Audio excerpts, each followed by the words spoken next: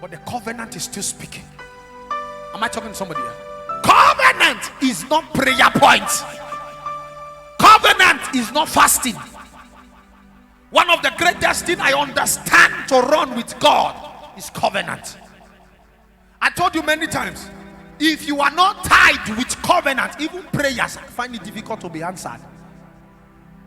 Am I relating to somebody here?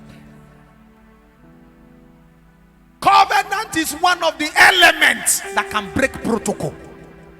Covenant is one of the weapons that can break whatever that has been written down in the past. And I want to tell you something today. That every child of covenant is a child that is connected to divinity. Covenant is not fulfilled because you are a man alone. Covenants are being carried by spirits. Covenants are being protected by spirits. And that is why when you go to any altar today, they will tell you make a covenant. Sometimes they will not call it covenant. They will say, oh yeah, tell her what you want to do. Tell her what you go do. Then he will do this for you. That is covenant. Am I talking to somebody here? When Hannah came to the altar, she didn't come to pray. That is why when Eli came around her and said, Madam, are you drunk? He said, no, I am not drunk. Because of why? She was actually, her mouth was moving, but there was no voice. What did he say? He said, I came to pour the request, the heart, the pains of my heart unto God. And remember what the Bible said? The Bible said, Hannah said to God, if you give me a son, I will give it to you. That was a covenant. Do you know that when you read 1 Samuel from verse 1, you see the Bible said, God shut up our womb. Some of us think it is only devil that fights people. Even God can fight you. I don't know if you're getting my point. Even God can fight you. The Bible didn't say that the devil shut up our womb or foundational power shut up our womb. The Bible said God shut up her womb. Not until when she make a covenant. Even God cannot stand against covenant. And that is why he went forward and said he is a covenant keeping God. I don't know if I'm talking to you. The life Isaac, Jacob, the children of Israel were living was under the covenant God had with Abraham. The life that Solomon lived was under the covenant that God had with David. Am I talking to somebody here? Some of you are still having battles today because of the wrong covenant your parents entered. Some of you are still having. Oh, let me tell you something. Somebody was telling me something. He said, Pastor, look at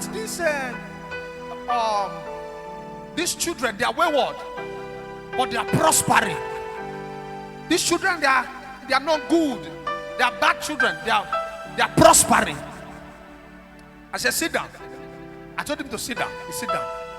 I said, what was your father doing? So my father was a pagan. What about your grandfather? My grandfather has an idol. And his father served the idol a little bit. And I said, from you, that is when you started serving God. I told him, why your prosperity we find it difficult now is because of what your grandfather and your father has laid is what you are destroying today. But you see that man that you are saying is not serving God very well, but he's prospering. Ask him, what was his father doing? His grandfather, we are living in North, working as a civil servant. His father was living as a normal human being, did not have a covenant with the devil.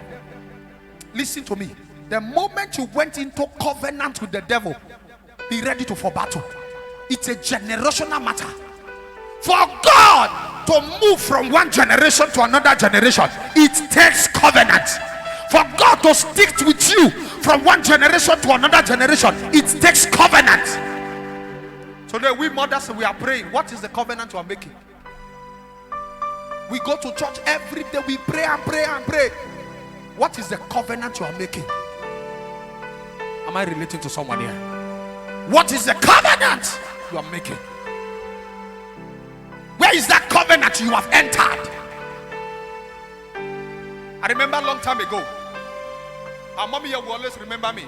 So when my mom was alive, they were both prayer band member. And inside the prayer band member, they squeeze out some session of prayers between themselves. They will go inside the church. What are they praying? They are not praying for themselves. They will begin to pray. My son will serve God. My children will serve God. My daughter will serve God. I won't lie to you. At this time that they were doing this thing inside the church, we were useless. We were in the streets doing nonsense. We were living a wayward life. But then they were inside the church.